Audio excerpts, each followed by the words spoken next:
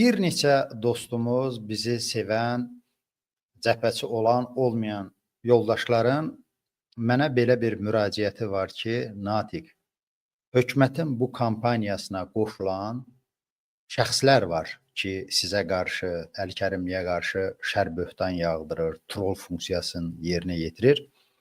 Onlara bir cavab niyə vermirsiniz? Xüsusən o adamlar nəzərdə tutulur ki, bir zaman müxalifətçi olub, bir zaman müxalif yazar olub, siyasətçi olub, partiya sədri olub, bu hakimiyyətə qarşı olub.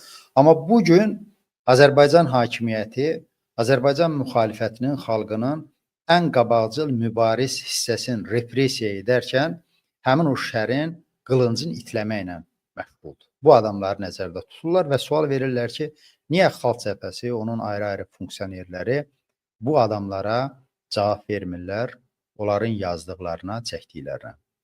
Əziz dostlar, əziz tamaşaçılar və bizim tərəfdarlarımız. Bununla bağlı partiyanın ali orqanının, rəyasət heyətinin qərarı var və o qərarı mən bir neçə dəfə öz sosial şəbəkə hesabımda paylaşmışam. Bizim mövqeyimiz, bizim cəbhəçilərə çağırışımız belədir.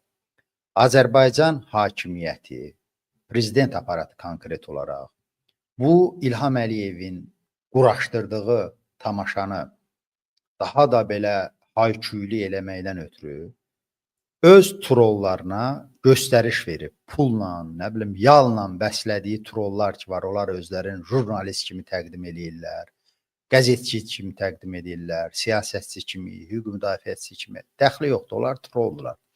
Və onlara göstəriş verirlər ki, hər biriniz Xalq Cəbhəsi haqqında, Əli Kərimli haqqında qondarılmış istintaq işini öz qabiliyyətinizə uyğun bəziyib, düzeyib paylaşın.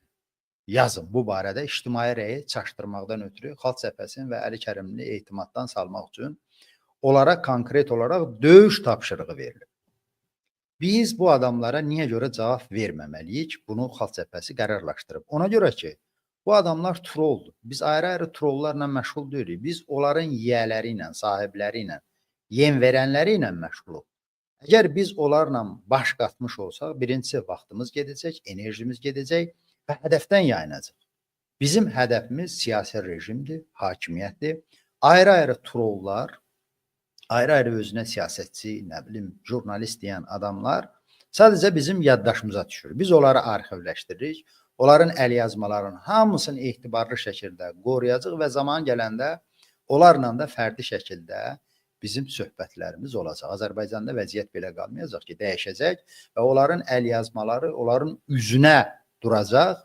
Onda bütün cəmiyyət soruşacaq ki, bu nə meymunluq idi, edirdiniz. Ona görə